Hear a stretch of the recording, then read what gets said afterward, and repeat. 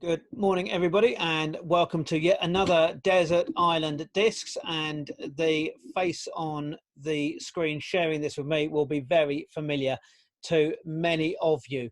But I wouldn't ever want to make an assumption that people don't know my very good friend and colleague. So I'm going to ask him to introduce yourself.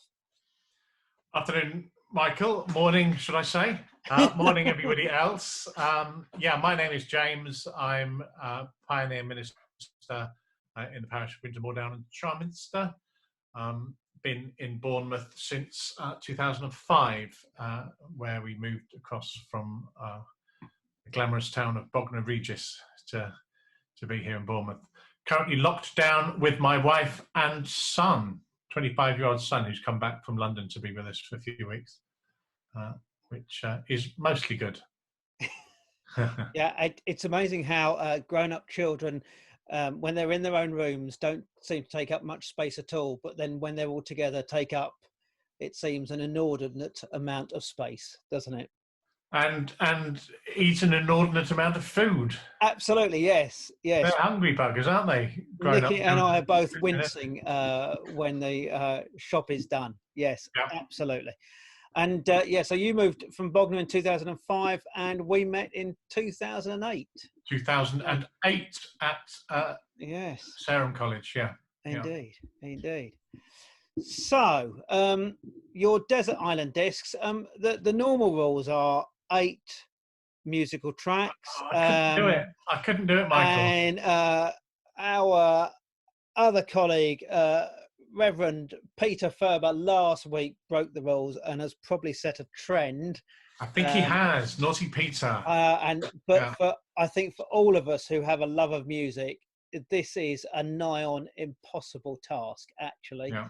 So you've whittled it down to sort of a selection of 10 tracks, and then you get a book alongside either the Bible or a notable philosophical book, as well as the complete works of Shakespeare, and then a luxury item that has to be not alive. So not alive. That's it. Not alive. Yeah. Yes. So when I was researching this a few weeks ago, I discovered that John Cleese's luxury item was Michael Palin, dead and stuffed. so there we are. So we'll look forward to yours. So we will begin. Your first track, which is a lovely one from a lovely group. Would you like to introduce your first track? Yes, the first track is a song called "Sunshine on Leith" by the Proclaimers. I suppose it's always a tricky one selecting tracks for something like this, because these are not what I would consider the best pieces of the 10 best pieces of music by a long stretch. I've stuck with rock and pop, so we haven't got Wagner's Ring Cycle on here. We haven't got Mozart's piano concertos. There's nothing like that. But these are 10 pieces of music that I literally couldn't go to a desert island for the rest of my life and feel that I could never hear these pieces of music. So Sunshine on Leith by the Proclaimers. I always liked the Proclaimers first time round, but since the film Sunshine on Leith was put out, I was going to ask you whether you had seen the film.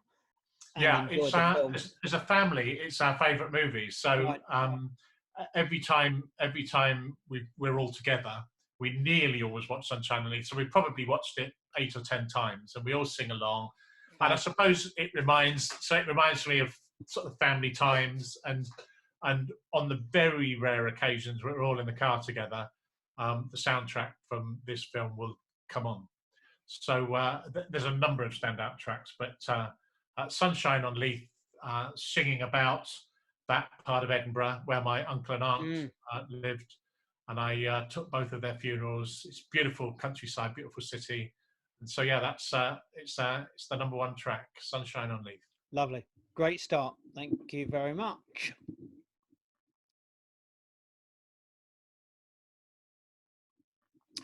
On to number 2, a slightly different tune, I think, sort of with this one. Yes. It's rather nice because you're not that much. Our ages aren't too different. Some of these are reminding me of my youth. Well, nearly everything I've chosen is from the 70s, from my teenage years. This is Bat Out of Hell by Meat Loaf. Again, not the best music in the world, certainly not the best rock song in the world, but I remember hearing this first when I was probably 14 or 15, something like that, and just being blown away by how grand and operatic and rude and irreverent the whole of the album is. And actually, with an album like Bat Out of Hell, it's actually quite hard to pick a standout track, which is why I picked the main track itself. I mean, the introduction's about 2 minutes long, for crying out loud. And I took my daughter to see Bat Out of Hell musical last year, and we were 4 rows from the front, which again is ridiculously over the top. Yes. Fire and dry ice and all kinds of stuff, and way over the top, but rather marvelous. And it just reminds me of being a randy, lovesick 14, 15-year-old. So yeah, Bat Out of Hell. Fabulous, excellent.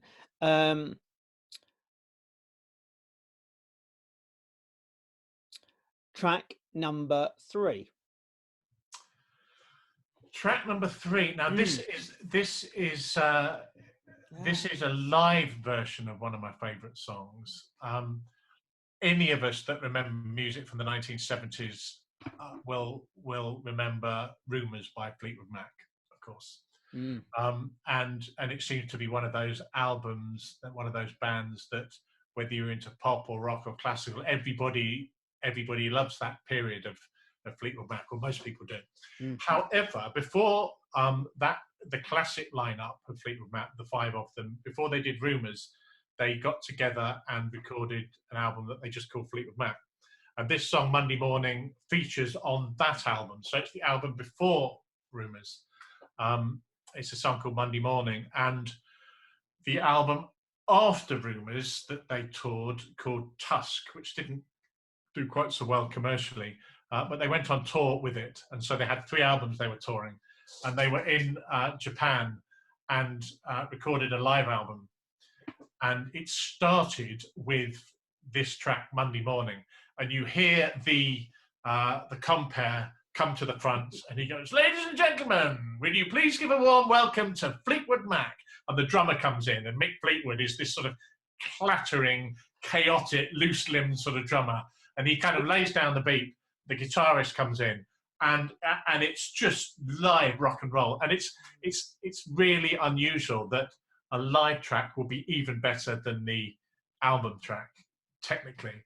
And the combination of their vocals, Lindsey Buckingham, Stevie Nicks, and Christine McVie, you just hear how their vocals just click together. And it clearly wasn't just studio trickery, because it works live as well. And it's just a joyful song. And sometimes when I've got the Monday morning blues, I'll put this on really loud. And it's a joyful, uplifting rock song played live. And I would suggest that when you listen to this one, either put the earphones on or turn it up loud and hear it from the beginning. Brilliant. And you've got the live version on your Spotify playlist.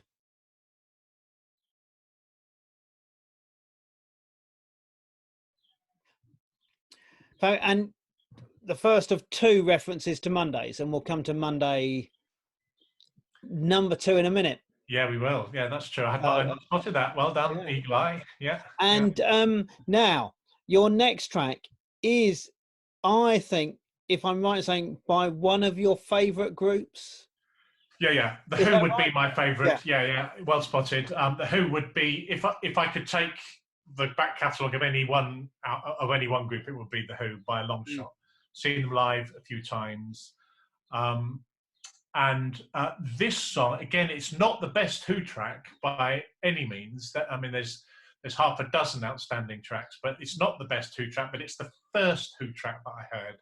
And I think it was about 1979, something like that. And I can remember where I was. I was in Staines' day room at school. I was with my friend Steve, who I saw just recently. and it came on to the radio. And I remember thinking, flipping Henry, that's good. And yeah, I remember hearing it for the first time, and that got me into the Who. I then went and listened to Tommy and all the back catalogue. You Better You Bet was the first single they released that didn't have Keith Moon drumming on, and they had Kenny Jones from the Faces playing with them. He played with them for 2 albums, and for the last 20 years, Zach Starkey has played on the drums, who is Ringo Starr's son. So the Who have always had interesting relationships with their drummers. Keith Moon, the Mad drummer, was the drummer for the majority of their early albums. So yeah, You Better You Bet is fabulous. It's all about teenage sex. It's all about that stuff. And I can remember walking through the village with my mates, singing the words to this out loud with a can of beer in my hand at about the age of 15. And we used to go down to, there was a sort of manor house in our village that had a very, very large garden.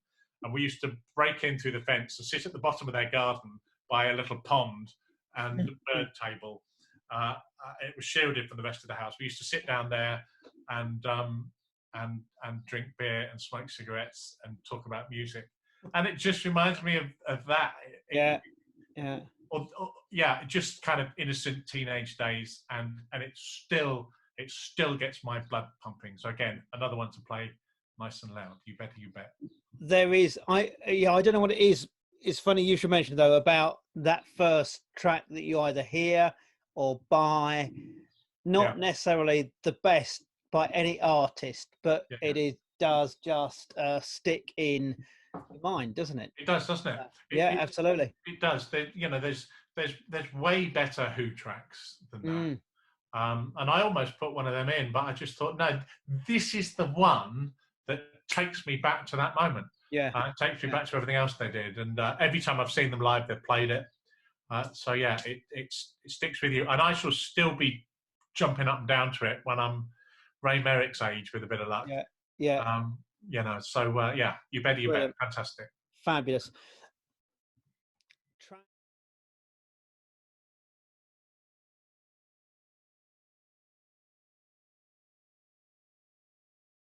Track number 5, another artist actually that I enjoy, and it's not this track, but a track that I remember well. So introduce your track number 5.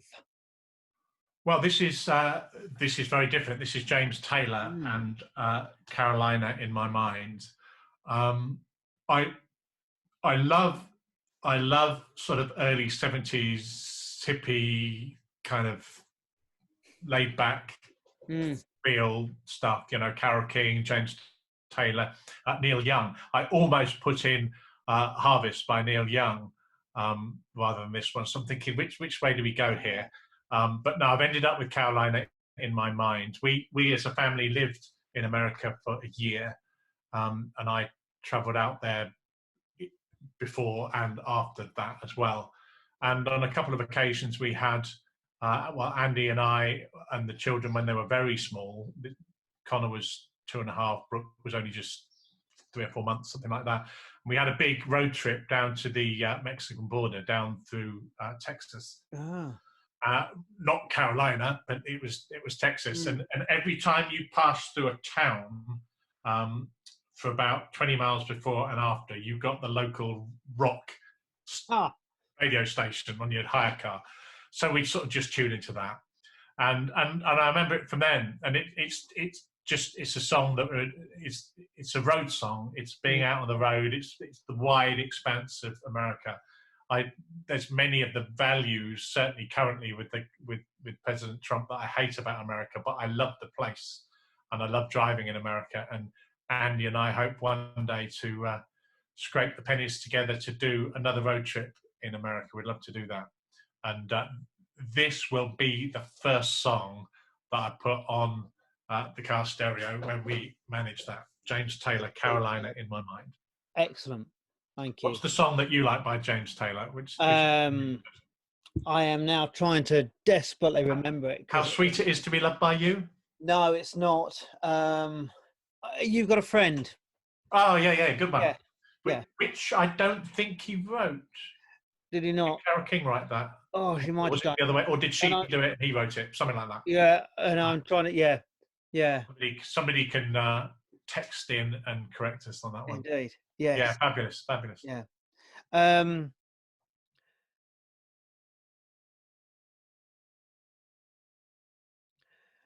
Number 6. They get a bit quieter, sort of bit reflective for a bit now, don't they? So yeah, number 6 for you. Yeah, they do. This is my family song. This is a song called "Feels Like Home" by Bonnie Raitt, who is an American country singer, and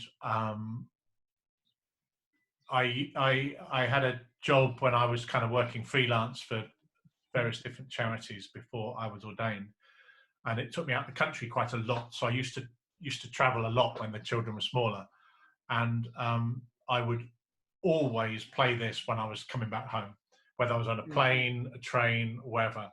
I've always used music to either make me feel more miserable when I'm miserable, or more happy when I'm feeling happy.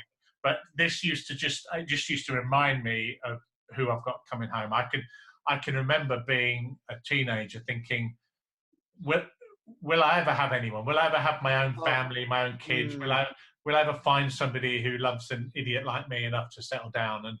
And I still can't quite believe that I've got who I've got, and how much they love me and are committed to me. And this song reminds me of that. There's just a brilliant. It's very well produced. This song. It's very stripped back. And there's a Hammond organ in it, and in the second or third verse, you just feel the Hammond coming through, the vibrato coming through. It's beautifully atmospheric. It's not a very well known song, but I do commend it to you. Feels Like Home, Bonnie Raitt. Fabulous.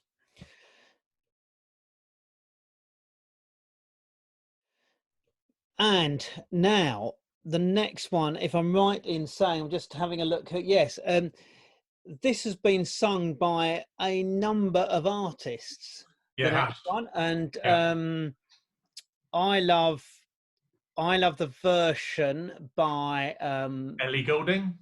Well, I know. You see, you beat me. I do love that one, and that's from a film that I'd like us to watch for Film Club, or at least I think it is. And then, but actually, one of the nicest versions I have heard was by a few members of the Bellowheads. That's what this is. Is this the version I was going to? Because I didn't recognise. Yes, right. Okay. Yeah, this is the version. Yeah, written by the Waterboys, a song called "How Long Will I Love You."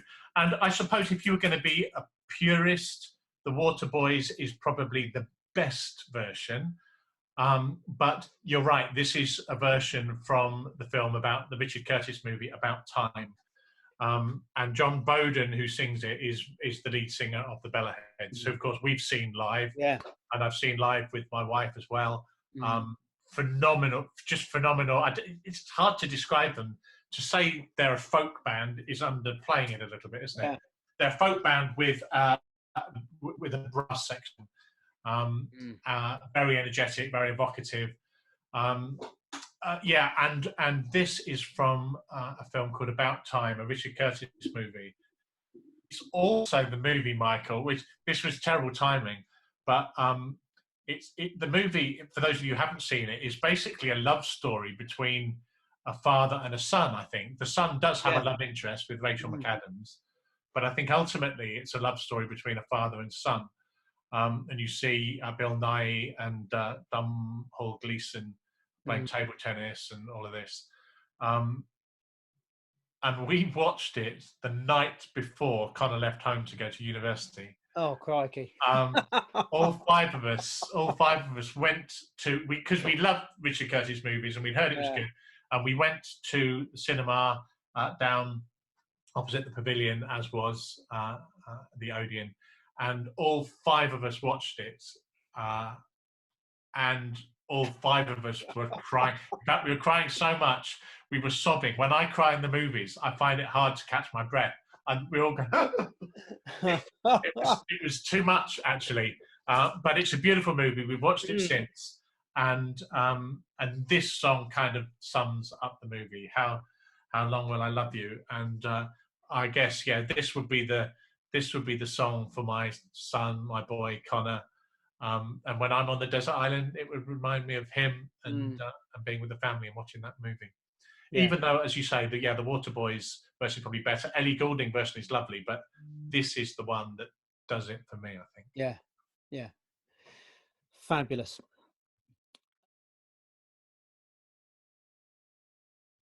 We're probably going back a bit in time, aren't we, with the next one?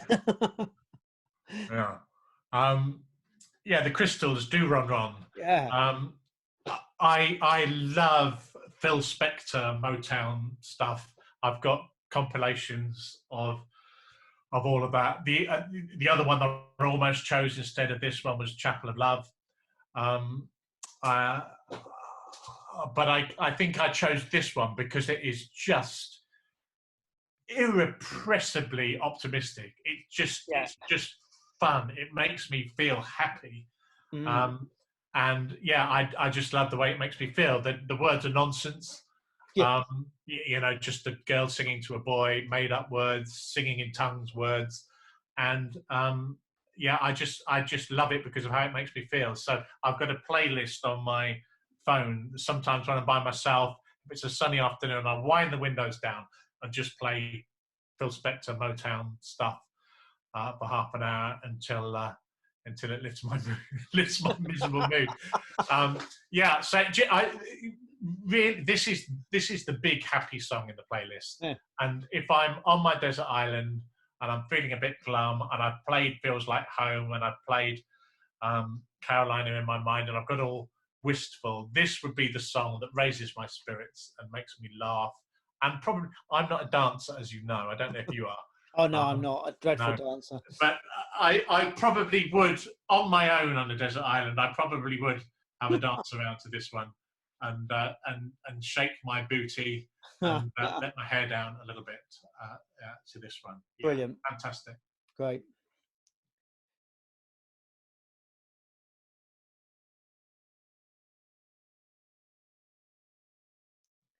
So from a really cheery song to not such a cheery song necessarily, and it was really interesting because I remember this really vividly as a youngster, and I sort of funny how memory plays tricks on you, because I thought, this was number one in the charts for weeks and weeks and weeks, and actually it wasn't. It was number one for 4 weeks. It felt like years at the time. Yeah, I mean, those were the days when I think people of our generation, I don't know about you, but Sunday evenings and the charts were actually quite a big deal, weren't they? Oh, a really big deal. Yeah, and being number one was a really big deal. Yeah. And I remember the video really, really clearly, and I thought it was a great video. So as we waffling on, your 9th track is Bing, ding, ding, ding, ding, ding. So I Don't Like Mondays by the Boomtown Rats. It was their second number one. Their first number one was a song called Rat Trap, which I almost put in. But this was from 1979. I was 14 in 1979. And this was my first exposure. I was brought up in a farming village in Northamptonshire. So everything came to us about 18 months too late in terms of fashion and music. But this was my first exposure to sort of post-punk new wave music. I'd seen a couple of people with the Sex Pistols Tipp-Ex'd onto their school satchels, but that was about it. But my first exposure to that kind of music was the Boomtown Rats, and then I found out about the Undertones. Then I found out about the Clash and the Sex Pistols and a number of the rest of them.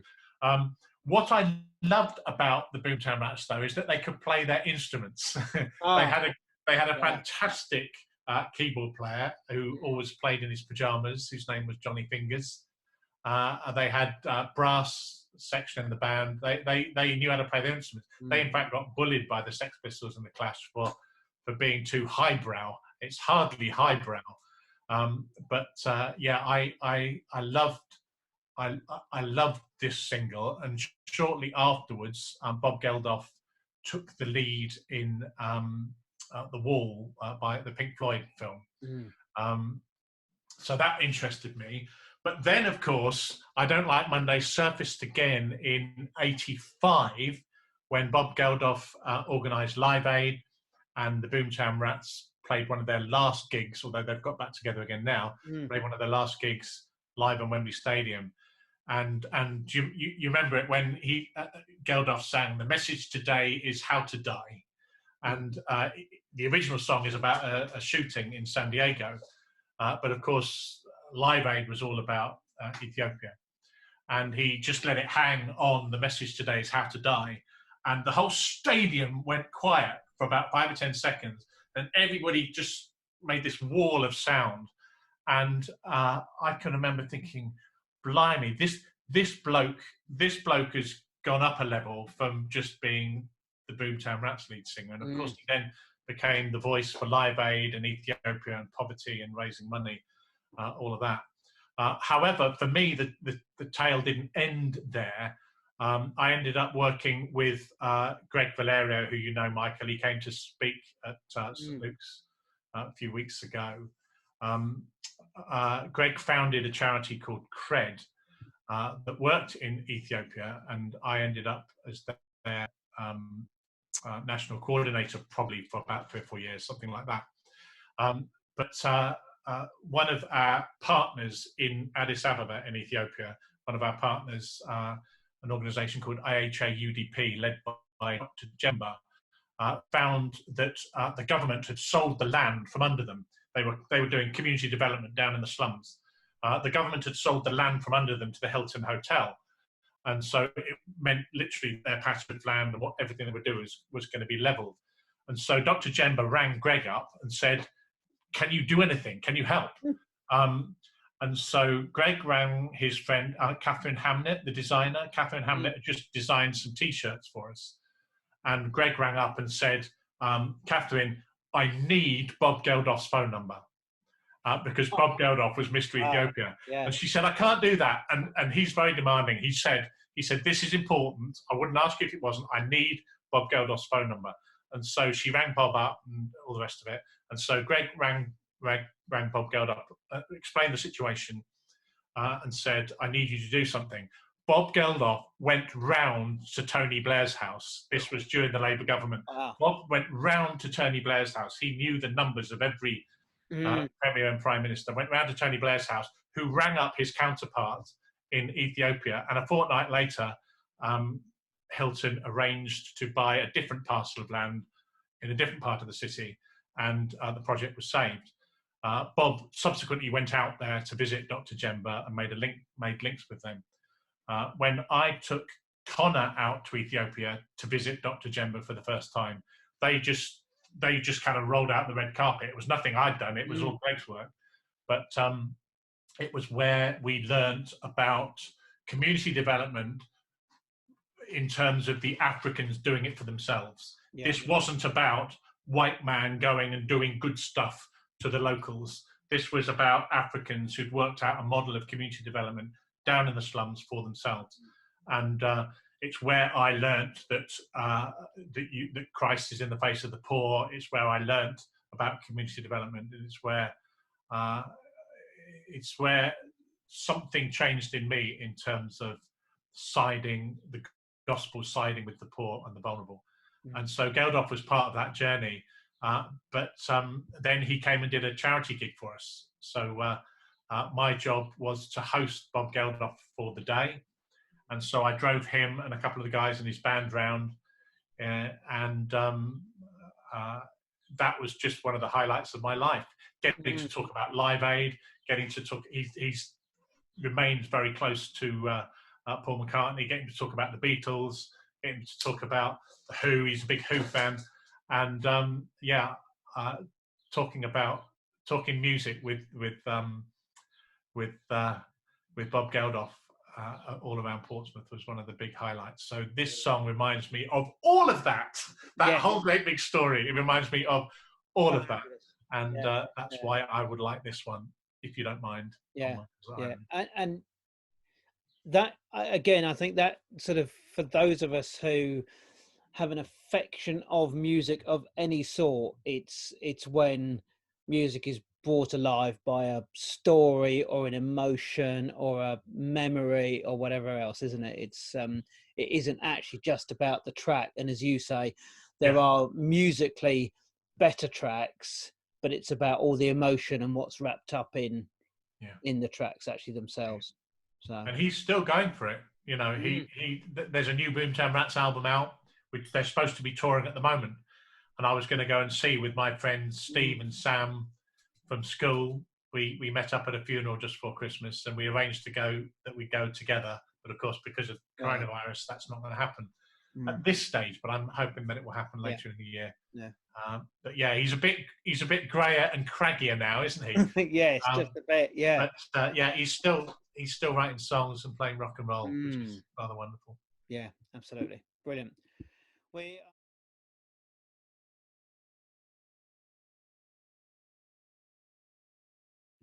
We are going to take a diversion now from music and go to your two potentially non-musical choices. So I sort of mentioned to you earlier that, of course, you get the complete works of Shakespeare and then the Bible or another sort of book of philosophical import. Yeah. Is it okay if I don't take the Bible? It's okay by me, yeah. I don't think the bishop's watching. I've spent 55 years reading and studying and learning the Bible.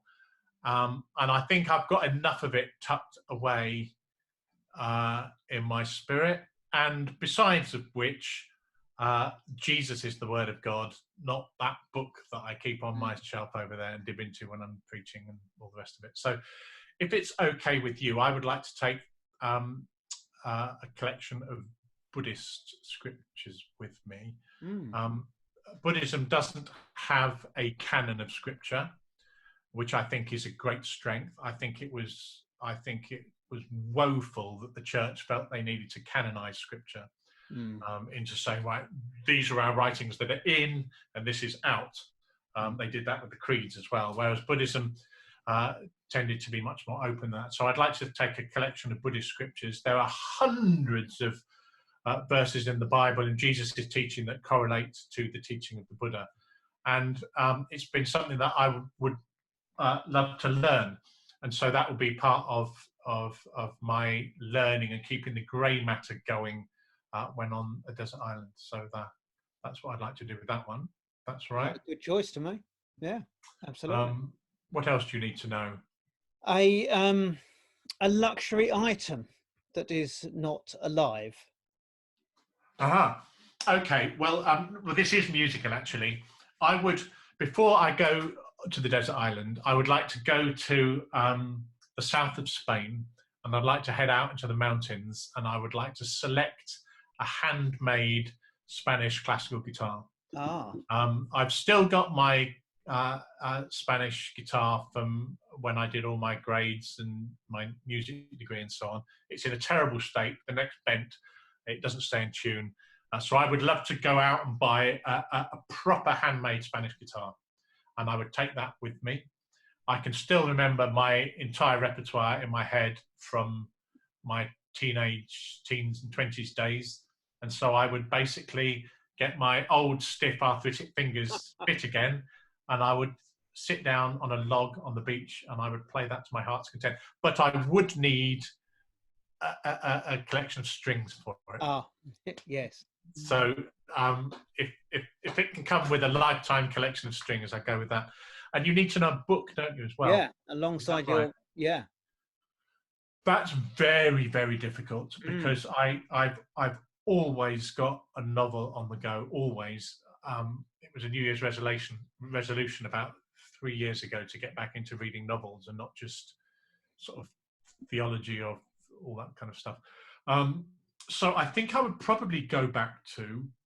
I think I'd probably go back to my teenage years. My paternal grandfather got me reading Thomas Hardy long before we moved to Dorset. And the first novel by Thomas Hardy I read was Tess of the D'Urbervilles, and then went to see the film with Nastasia Kinski in it in about 1980, something like that. And I probably read it 10 or 15 times. I studied it for A-level, and I studied it at college as well. So, yeah, I would like to have a leather-bound luxury version of Tess of the D'Urbervilles by Thomas Hardy. Fabulous. Sounds like a good choice. Yeah. Excellent. I think so. I would. Yeah. Again, there's better novels, but if I didn't take it, I'd regret it. I'd be sitting there thinking, "Oh, damn it! If only." I wish I'd brought Tess with me. Yeah. Yeah. Yeah. Great.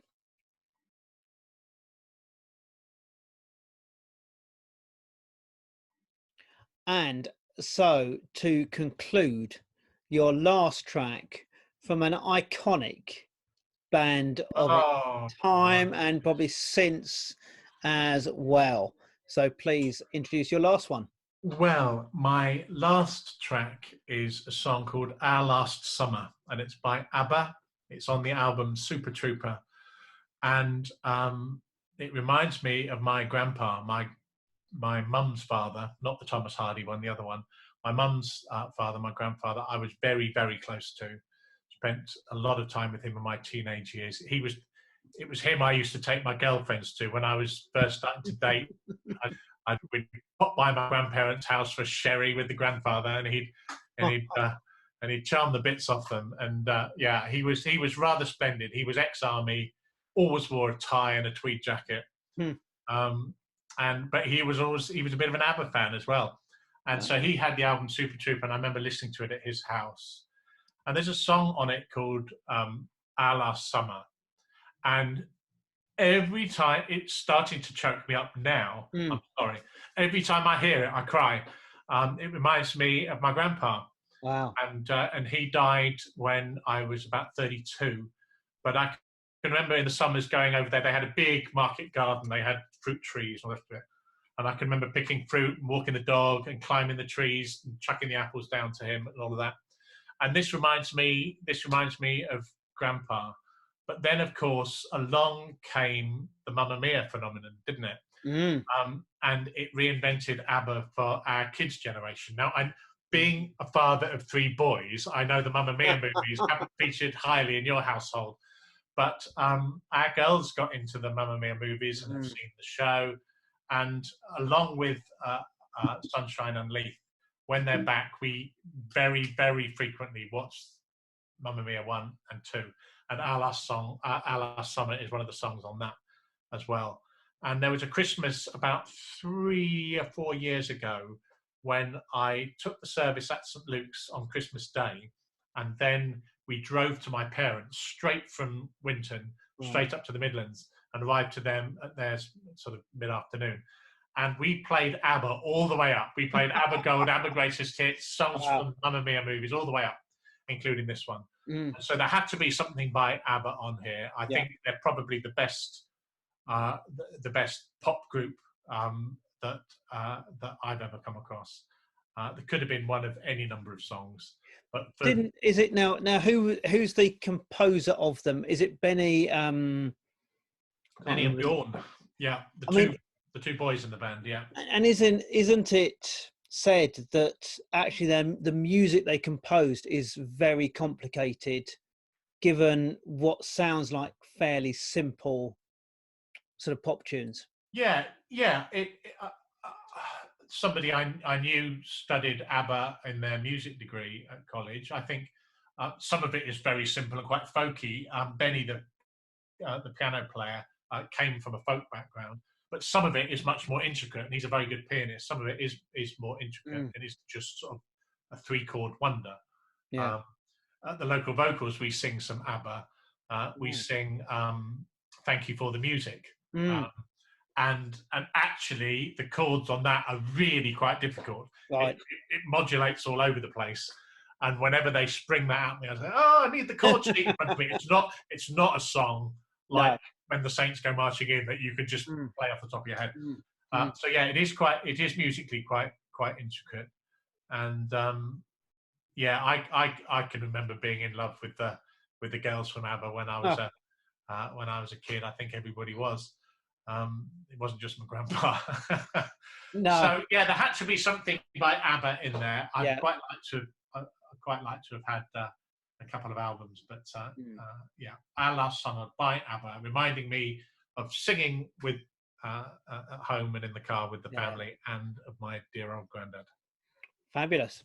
Thank you for your 10 and your extras and the stories that surround them, as is often the case with really good music and musical choices. So, James Sharp, for your Desert Island Discs, thank you very much indeed. Thank you indeed. Thank you indeed. You're better looking than Roy Plumley, but not quite as good looking as Lauren Laverne. I take that as a compliment. Thank you. See you soon. Thank you.